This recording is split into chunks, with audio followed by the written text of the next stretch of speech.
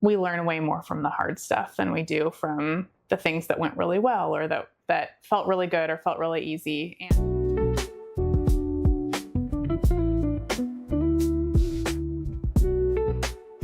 Hey, welcome back to the Released podcast. I'm your host, Dr. Tafona Ervin, and I'm thrilled to be joined today with yet another dynamic individual who has a story to tell y'all. As we think about the intersection of leadership, healing, and growing, we find ourselves remembering that there are so many lessons that we all go through. And the true testament of those lessons is what we learn from them and how we grow and heal.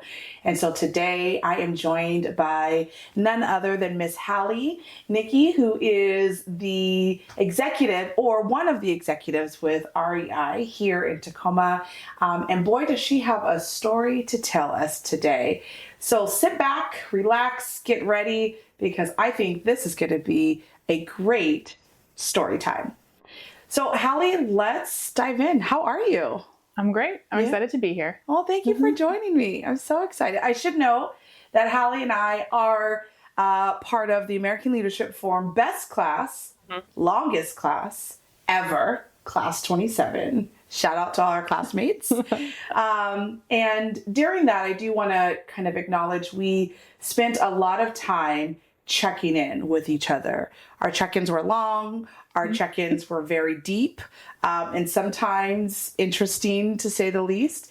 But those check-ins really allowed for us to center on our vulnerabilities, kind of talk about what we were stuck with, and then seek the insights and or wisdom of the collective group who was able to kind of share a little bit about maybe their experiences and how to overcome that. And I think what I learned during that particular leadership forum with you and others was that our growth is in every lesson and every circumstance or experience that we have.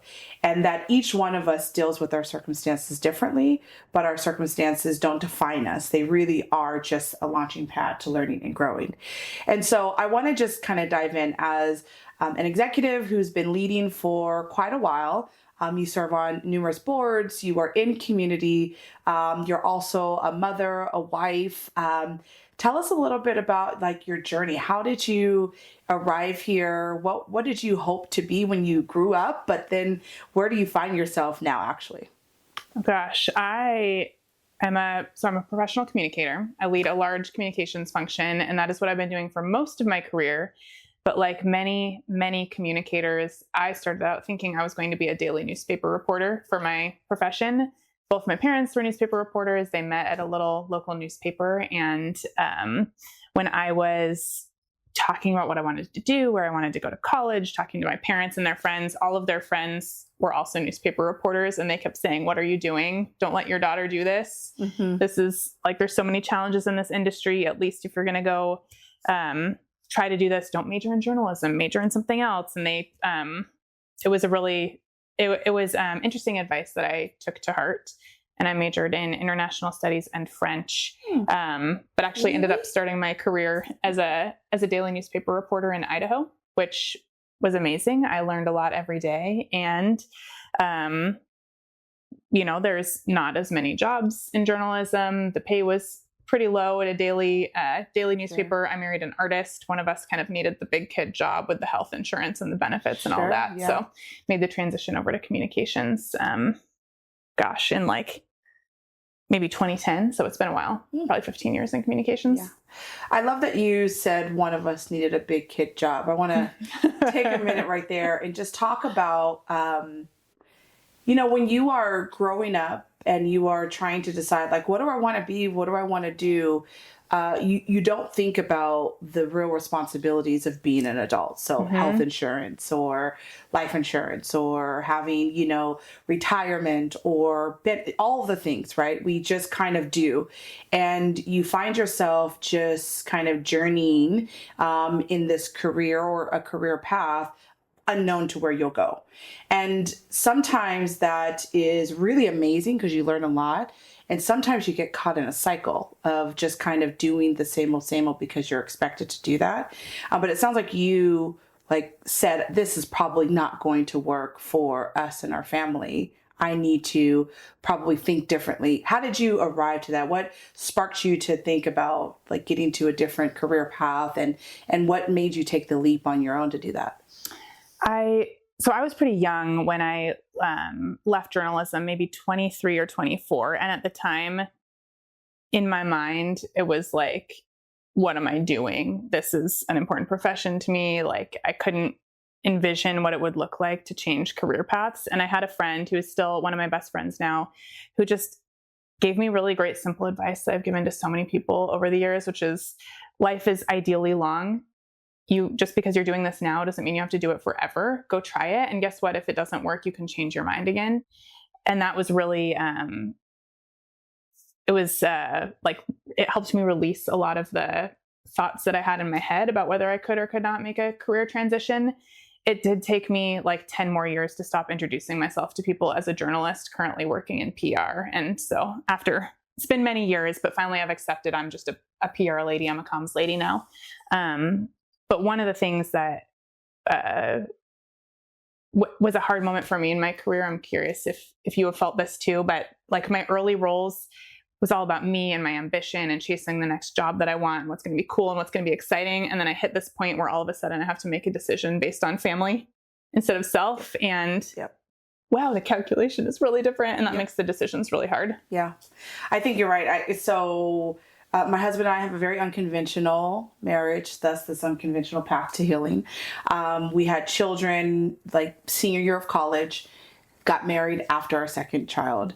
But in that calculation, we were like, oh, there are more mouths to feed. There are more expenses that are here. Like, we have to have stability in our careers or in our jobs. And so I think what you described around ambition, particularly for those who are coming up in their own career, ambition is what drove me. I was committed to reaching heights that I've never seen before. I was committed to being the best at what I could be, but it was also at a sacrifice. So I think we were chatting just before this. It was a sacrifice of not knowing that I wasn't pouring into like my husband, or at the time my boyfriend, or I wasn't pouring into my children. I wasn't pouring into family because I was so driven to reach heights that would take us out of our circumstance that I just kept going. And honestly, you said 10 years. It took me about 25 before I finally was like, hold on, homegirl, you got to sit down somewhere.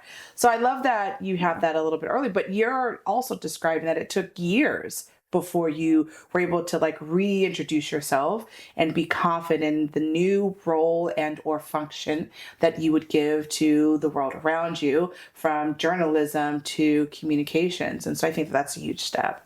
I think along the way though, you've navigated, kind of fast forwarded a little bit, a lot of like challenges in your life, both personally and probably professionally. And those challenges were marked by being a mother, a wife, and also dealing with health concerns. Tell us a little bit about what that looks like for you. Sure. This is interesting timing that we're filming this podcast because yesterday was my son's 8th birthday. So it's been like 8 years since probably the wildest year of my life so far. I'm sure it can always get more wild. But speaking of, I guess, just transitions and in how we make decisions about career and life, I was working in airline PR before my husband and I decided to start a family. And it was exciting. It was the coolest job I'd ever had. I loved it. I learned so much. It was fast paced. And it's good for the ego. Like, you feel really mission critical when you're working somewhere with a lot of just kind of hot potatoes that you have to work on all the time. And my husband and I decided to start a family. The plan was always that he was going to be a stay-at-home dad. And we sort of looked at each other and had this realization of, oh, this current setup isn't going to work. Like, we'd like to still be married to each other eventually. So I need to find something that has more balance in it. And I didn't want to. I was very resistant to changing jobs because I loved my job. And I started looking around and thinking about different options. And as I was applying and thinking about getting ready to transition from airline PR into outdoor industry, I was applying for my current role, and I was kind of increasingly pregnant as I was going through this interview process. And I started carrying around a newborn baby sock in my pocket when I went to work to try and remind me, like, make the right choice. You have to, like, that was the first time I had to make a choice. It was like, this is for family. This isn't just about you and kind of what your ego wants. You have to make a choice that's going to be good for your family. So I had this baby sock just to like be this visual, like, you have to make this choice. So I was applying for my current role, again, getting increasingly pregnant. I kept thinking, there's no way this is going to work out. At some point, I have to go have a baby. I'm the breadwinner. I have the insurance. I can't change jobs this pregnant. And my current role was really amazing. It was, pre-COVID, so everyone was working in person, and I kept showing up to these interviews like increasingly more pregnant. I wasn't hiding anything. Everyone knew what was going on. And they ended up offering me a job when I was 36 weeks pregnant. And they called, and the first words out of the recruiter's mouth were, we obviously know you're about to have a baby, so we're going to backdate your start date so that you're on our health insurance already. Gosh. I know. That's amazing. I've never heard of anything like that before. I've never heard of that either. Yeah. Shout out. Yeah. And I was ready to, I knew she was calling to offer me the job, and I was ready to say, I'm too pregnant. Y'all took too long. I'm sorry. I have to go have a baby. And she said that, and I was like, oh my gosh, and I have to actually make the choice. Like, where's the baby sock? I got to make the choice for my family. And then, it was too early. I wouldn't have been there long enough to qualify for their parental leave. So they figured out a bonus structure that was, basically offered me the job and said, we're going to make sure you're on our health insurance. We're going to make sure you have coverage so you can take an actual parental leave. Call us when the baby's born, and we'll see you like 3 months after that. Yep. So amazing start. And then I had my son. So this is summer of 2017. And after I had him, there were just some weird kind of symptoms that kept happening. And I kept asking my OB about it. He was little, he was several weeks old, and they kept saying, every woman's body is different. And looking back now, I'm just like, we care so little about women's healthcare and figuring out that was not the right answer. Yep. And kept saying, it'll work itself out. You're healing. And when when my son was 12 weeks old, I went back in to get back on birth control, and they have you take a pregnancy test before they'll give you birth control. And I just remember my OB kind of and the nurse kind of leaning their heads out from around this wall with these goofy looks on their faces and beckoning me back to come look at the pregnancy test. Like, they thought this was sort of humorous. And I walked back and I had a positive pregnancy test. And to me, that was not I understand we're in an OB clinic. People are there because they won't have babies. Sure. I wasn't about to have another baby. Yeah. At 12 weeks, I had a 12-week-old. There's no way. My body felt terrible. Yeah. Absolutely not. And I kept saying, there's no way. I know my body. I know what my body's been doing. I guarantee you I'm not pregnant right now. I have a newborn. I feel terrible. I'm still wearing the stretchy underpants. Right. This is not what it is. It has to be something else. But I went home and I talked to my husband, and we were just like, okay, well, if we're pregnant, obviously we cannot proceed with the pregnancy right now. And what are the different options we can be talking through? And we kind of worked through a couple of different, could there be some retained placenta? Is there what's going on? Sure. And it ended up being a really rare form of gynecological cancer, which is, most people get it. It's called, it's a gestational trophoblastic disease. It's called choriocarcinoma of the placenta. Most people get it after a molar pregnancy or something else kind of goes wrong. Oh, yeah. And in a very slim handful of people, a healthy pregnancy can cause this cancer to form. So me having my son, who's now 8 years old, also gave me cancer, which we used to joke about. I used to talk about my baby giving me cancer. And then I had this moment of oh my gosh, if he ever hears me say that, stop right now. Never say that again. Yeah.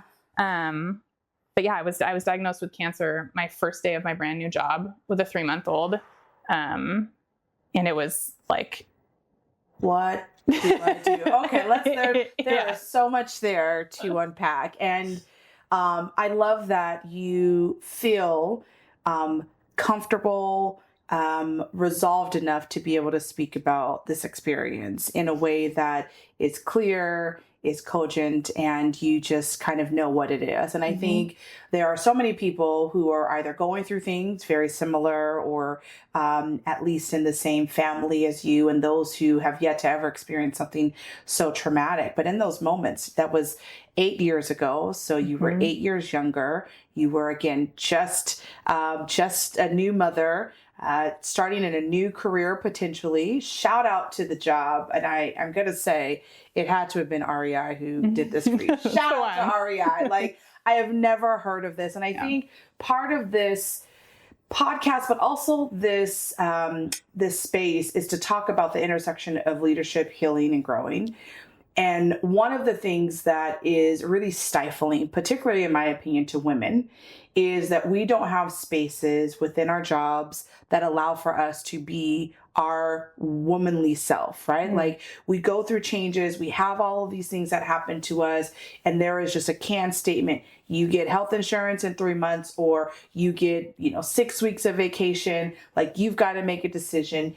Some jobs are like, you're probably too pregnant for us. You're not the right candidate, like, moving on. But here, this organization saw your value, saw your worth, saw your brilliance, and wanted to give you all the accommodations. I think that is really amazing and a huge blessing. And then aside from that, you have a healthcare system that we know does not really value women's health in the way that it should.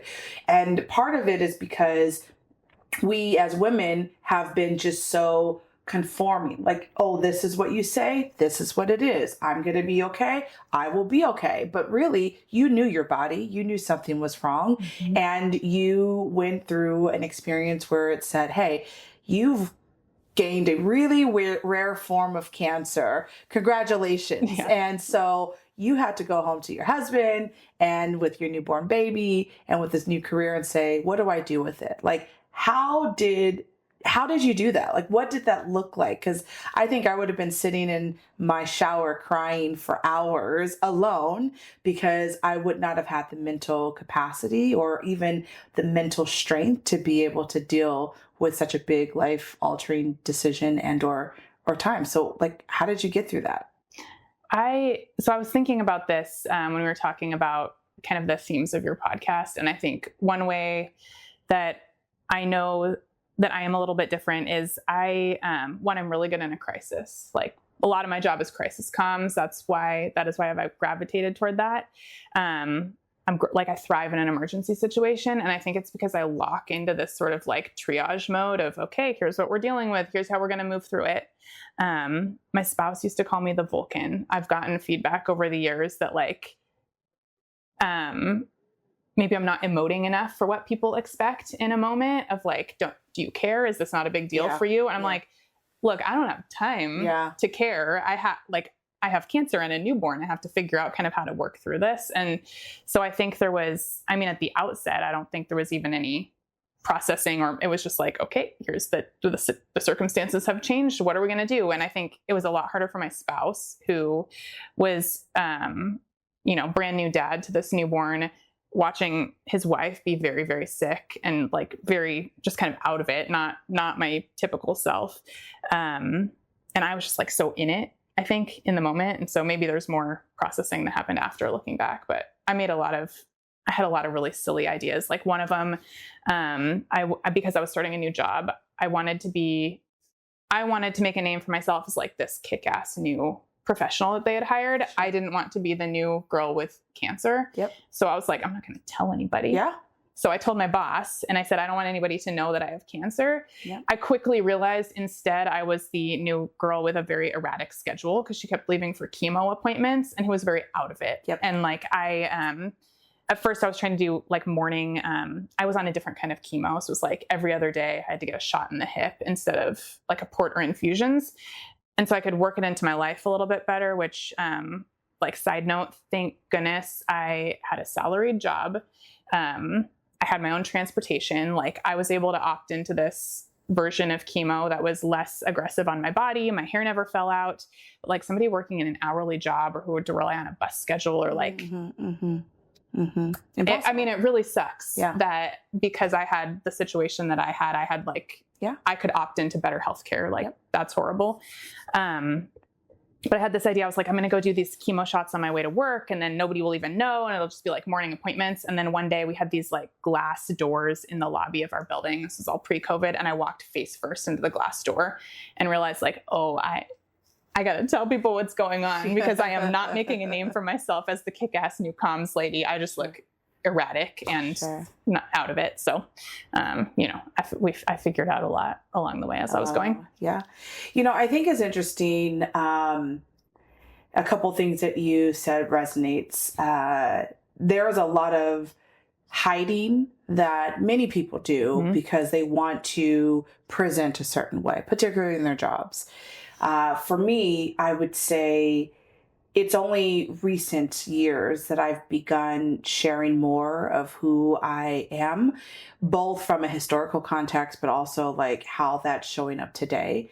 Because there was a lot of embarrassment and shame of like, I don't want people to use that and have like this sympathy for me and my circumstance. Like I am a kick-ass leader. I am very purpose-driven. I am pretty, smart at making decisions and really leading the way. However, in the backdrop, there was a lot of doubt. I was at a conference recently, and they were talking about what it means for women, particularly Black women, who have to kind of like shell themselves in the face of those who are judging based on their leadership. Like they're looking at you and saying like your tears, for example, are not as valuable as tears of others. Your need for a break is not as valuable as need for a break, because there's an expectation that we just kind of do and show up. And that's very long standing from our history as, enslaved Black people, but then also into a current, government that does not really value us as equals or in the same ways. But I share all that to say that there was a lot of this, I want to show up this way because I really want to prove to everyone that I can do this job and be really great at it. But there was a sacrifice that I was making at the same time. So in your case, you walk into a glass wall is probably like the sacrifice. Like, what the hell is Halley doing walking through a glass wall? And she's our boss. Like, I don't understand.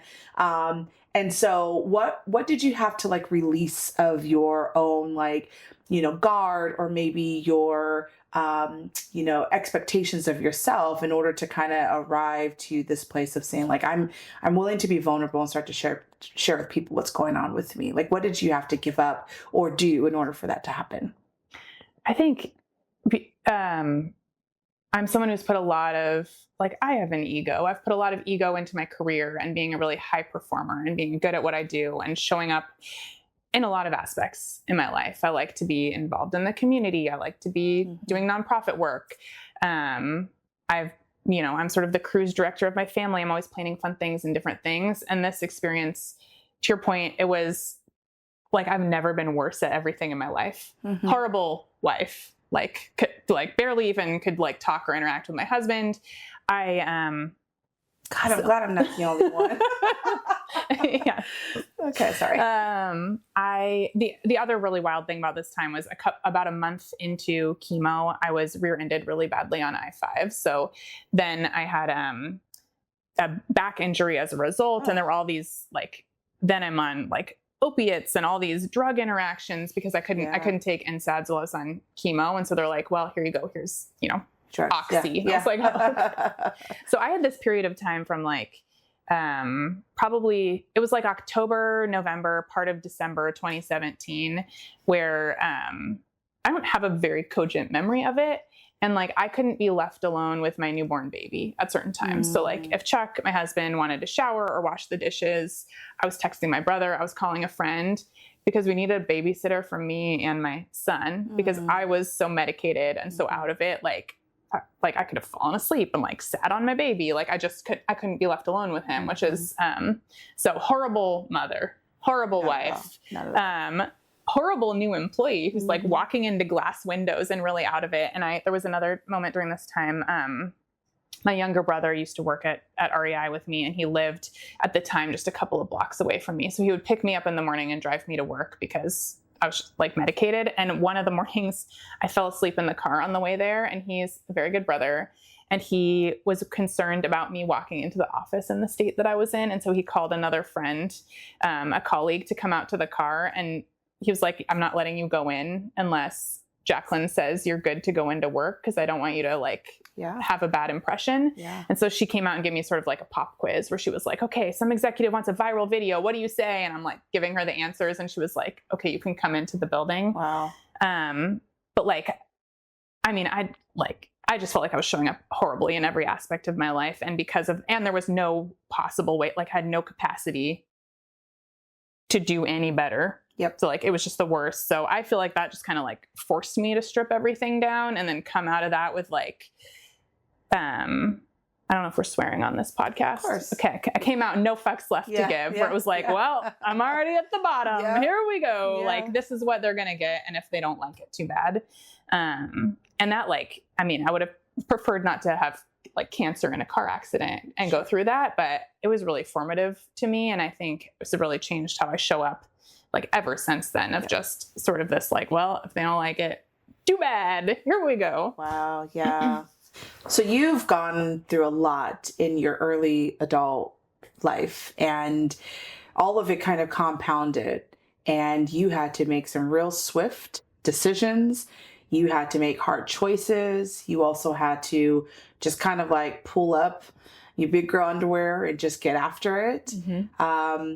But it sounds like that also led to a lot of like reflection and growth in who you are. So the Halley then versus the Halley now, like what's the difference? What do you see in yourself today that you were like, nah, I'm not even going to entertain that then, but now you're like, okay, I've got to take a minute and start to process and heal this?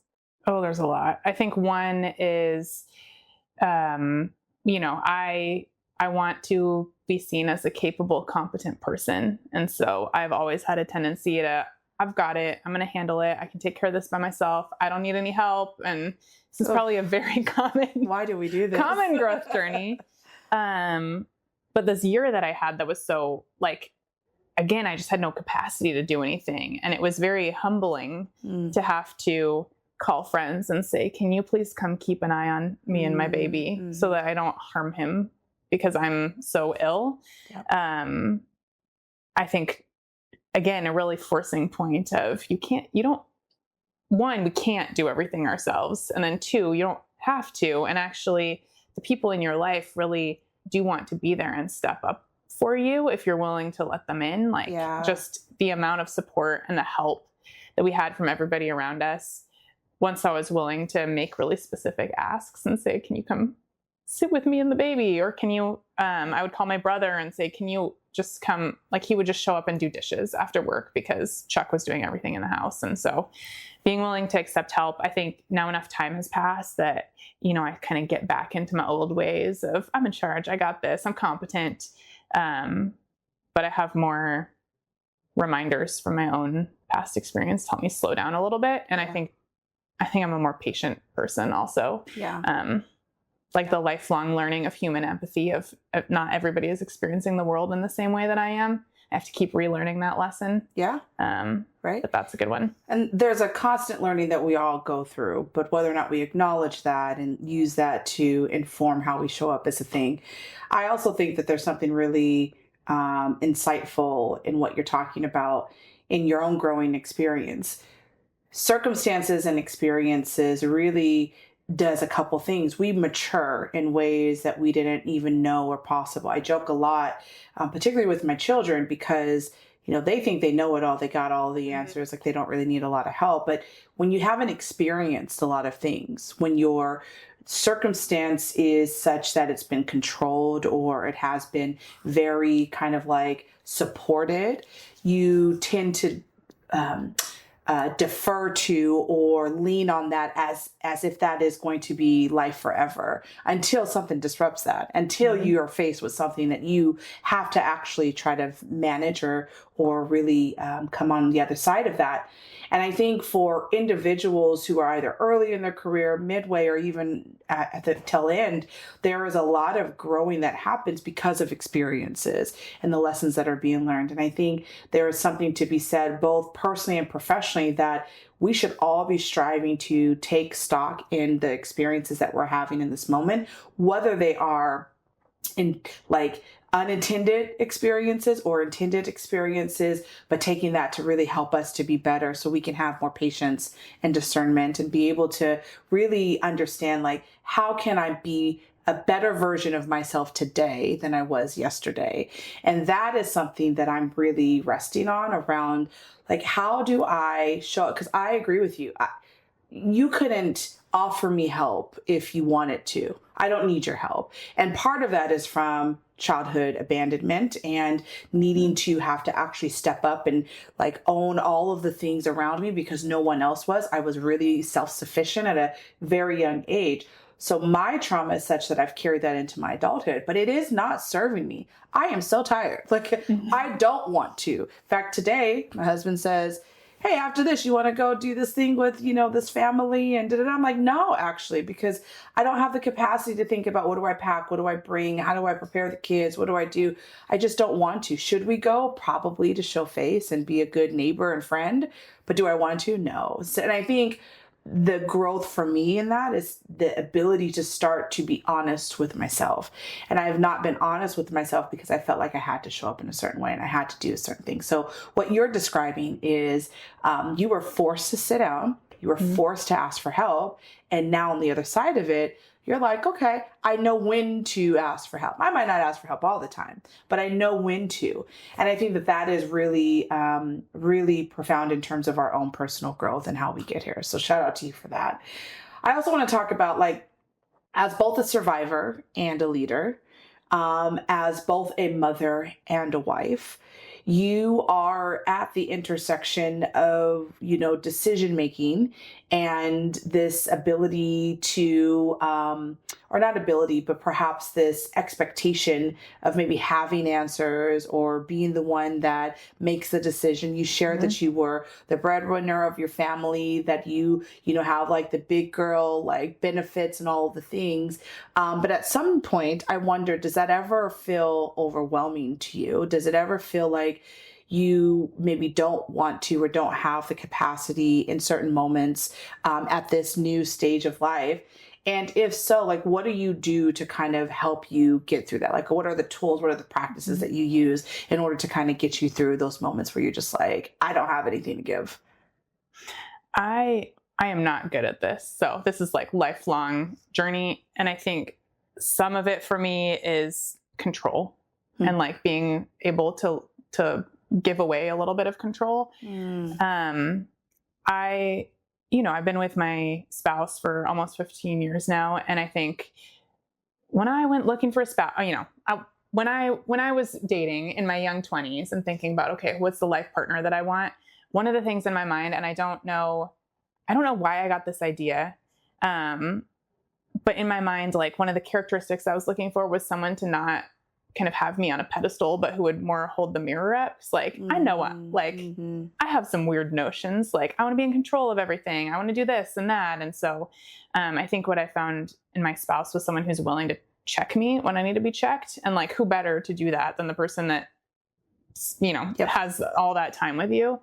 And so I think he's been really helpful, like holding that mirror up a little bit. And I remember, this was a couple of years ago. I have two adult brothers who I love. We get along really well.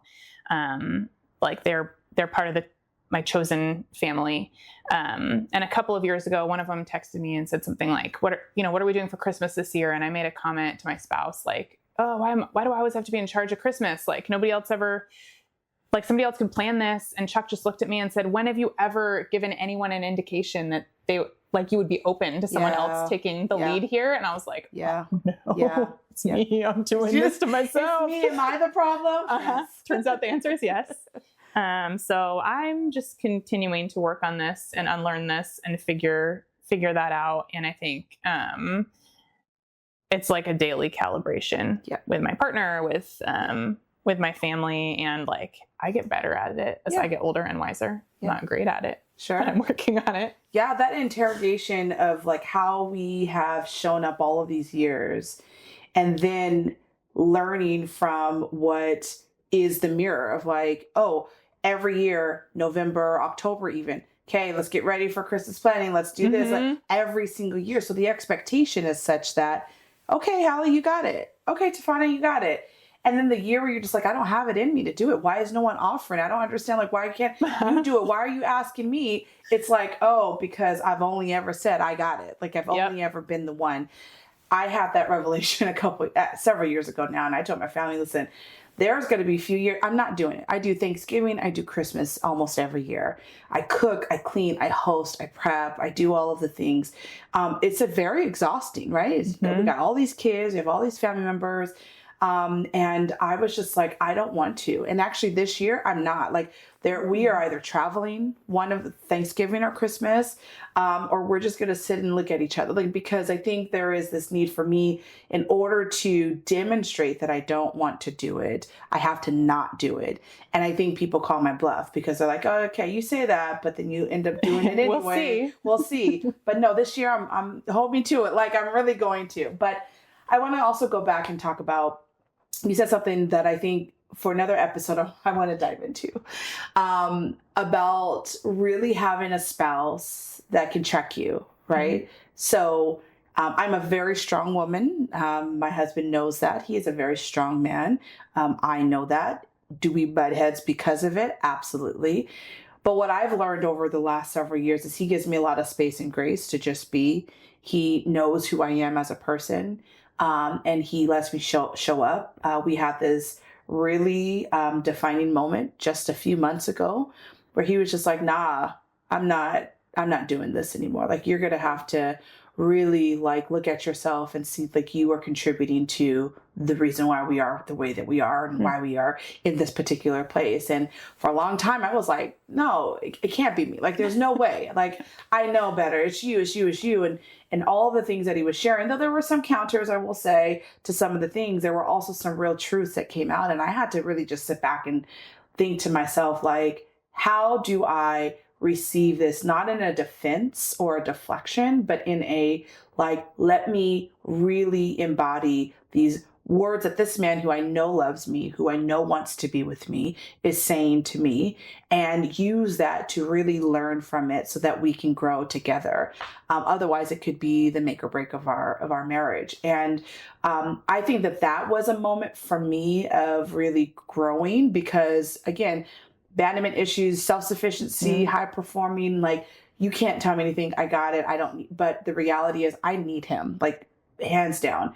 And I need us to be good together so that we can like thrive and we can do all of the things. But it took a lot for me to let that guard down. Like, it just, and it still requires me sometimes, like, I'm holding my tongue a lot. He said the other day, probably now a couple months ago, he goes, you don't talk as much about my driving like you used to. Cause girl, he can't drive. I don't care what he says. And I'm always like, dude, you're about to kill us. Like, don't do this, don't do that. And he gets really frustrated. I'm sure it's frustrating to have somebody nagging at you all the time. But I've learned to just, hold my tongue and brace myself a little bit when I think I'm in danger. I see myself regressing, so I'm trying to work back at it. But I think there is something there around, like, I understand, like, this is a trigger for you. You don't feel like you are value to save my life in a car. Like, I think, he thinks that I don't trust him.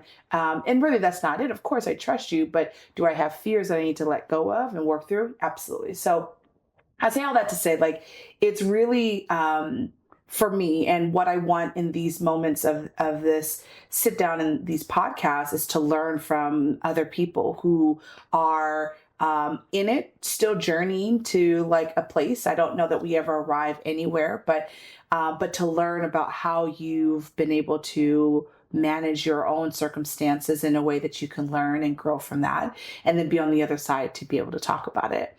So as we gear up to kind of begin wrapping up this conversation, I do want to kind of end a little bit where we started, around this intersection of being a leader, learning, and healing. And as a woman who is in a demanding space, who sounds like you do a lot of crisis management within your job, and also still raising a young child and still in a marriage that you're nurturing, I wonder, like, how do you begin to hold yourself and your teams to a place of vulnerability, authenticity, and healing, both in a workspace, but then also in your personal life? What does that look like for you to be able to say, like, I am both capable, brilliant, and amazing, and vulnerable and in need, and I want to create a space for us to be able to be together and journey together in this? Like, what does that look like for you? I think it's really interesting in the work environment. One of the things I think there was sort of like my own health journey when I started my job, but then the COVID years, right? I think we all learned a lot about ourselves and our teams and work and what is a priority and what can be sort of left on the side of the road. And one thing that I appreciate looking back, I think at like 2020, 2021, is the sort of forced humanity. Like everyone is suddenly remote. Everyone's got cats walking across the keyboard, or a screaming kid, or sometimes a shirtless spouse accidentally walking across the background of the Teams meeting or the Zoom meeting. And that's something that I sort of noted in the moment of like, wow, that there's sort of this leveling, I think, in a lot of ways of gender in the workplace, where even though I work for an amazing company that prioritizes people and family, I still felt like I've read all the HBR content. I've read all the studies about how moms are perceived as frazzled and not not as devoted to their jobs when they bring their mom self to work, whereas dads are seen as like more stable and more like competent when they talk about their kids. So there was a piece of me that I was always sort of kind of hiding away at work, and then COVID forced everyone to like, well, there's my family. Everyone's here with me, and I've tried to really hold on to that because I think we are like. We all have regressed a little bit, but really holding on to that notion of like, it's just a job. This has been my own personal learning. Like I had a lot of ego wrapped up in my career, I think, and a lot of like my career, like my success in my career is part of my identity. And like, it's not. Like if something happens to me health-wise or something else and like I can't work, there has to be something else to me. Yeah. That is not my job. Yep. So just trying to really hold on to that. Like we are humans first. Yep. We're literally being bribed to be here with money. Yep. So like we can all like our job, we can like ourselves, and we have to bring that humanity in first. And then there's the balance, right? Like I have a bad tendency, again, like I'm going to try to mom people, and that's not healthy either. Yeah. Like I can't solve everyone's life problems. I can create space for them to be humans at work, and I can try to clear roadblocks at work, and I can help them with whatever kind of like resources are available to me to navigate life and work together. But I can't solve what's going on outside of that. So just trying to, I guess, keep the humanity really present, but then find an appropriate balance so that we're, And I think in organizations, I'm kind of at the beginning stages of trying to codify what this new generation of employment from employer to employees looks like. And as someone who's been leading an organization for a long time, I see different types of individuals coming into the org. Everyone is capable of doing the job. There's no doubt about that. But how they show up in the job and the way that they treat the job is different. Generationally, it's different by experience, years in the field, etc.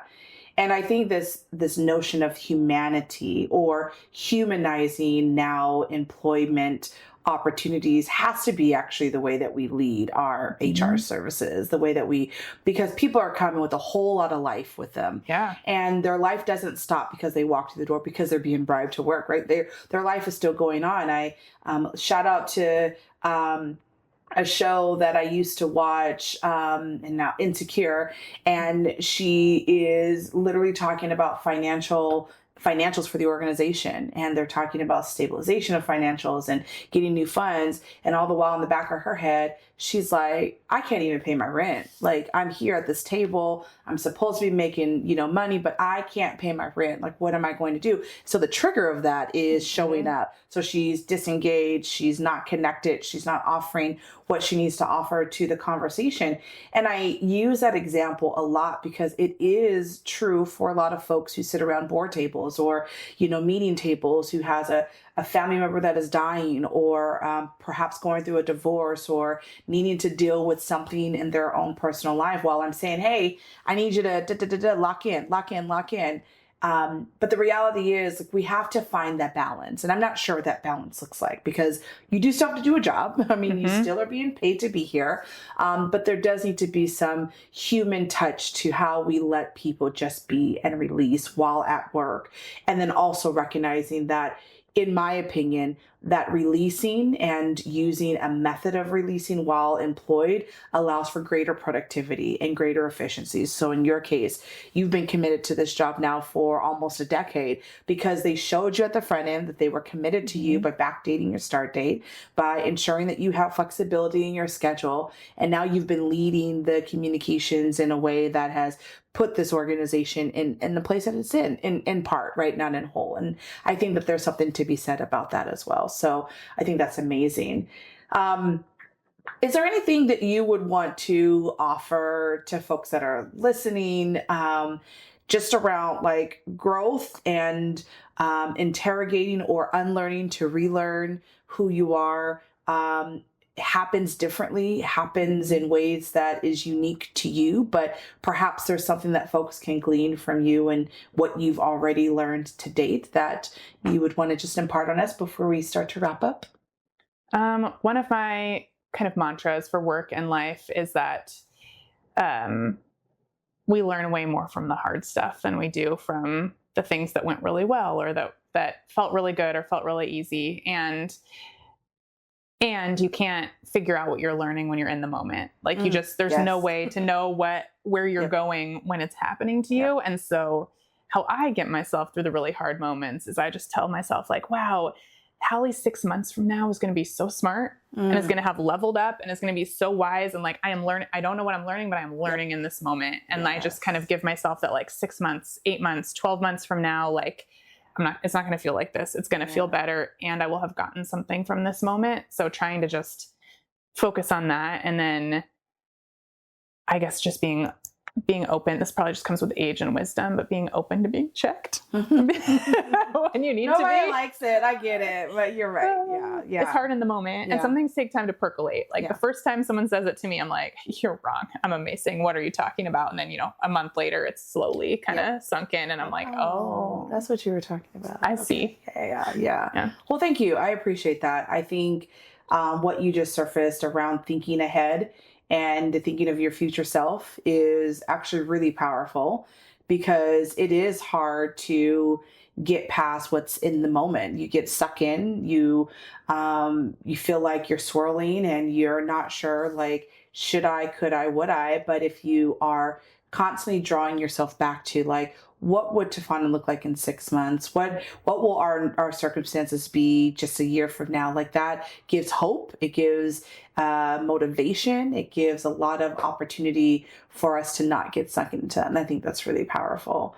The paths to healing are unconventional for everyone. No one has arrived or will arrive. I think in a whole part of healing, we all get there differently, but we must be willing to acknowledge and interrogate, again, unlearning to relearn, discern, and then grow in order for us to heal. So thank you for sharing your story with us. I got to know so much more in depth about your circumstance and your journey than I had even before. We were in ALF for 18 months. It feels like I got to know a little bit more there. For everyone who's listening and or watching, remember you can find us on all of the platforms. You can subscribe on YouTube, Spotify and or Apple Podcasts. We ask that you share this with a friend and maybe ask your friend a question of, what are you doing to unlearn some of the things that you've been through so that you can level up for your future self. Thank you for joining us. Thank you for tuning in. Please be sure to give a shout out on the Instagram and other pages about the release because it is time for us all to just release. Thank you.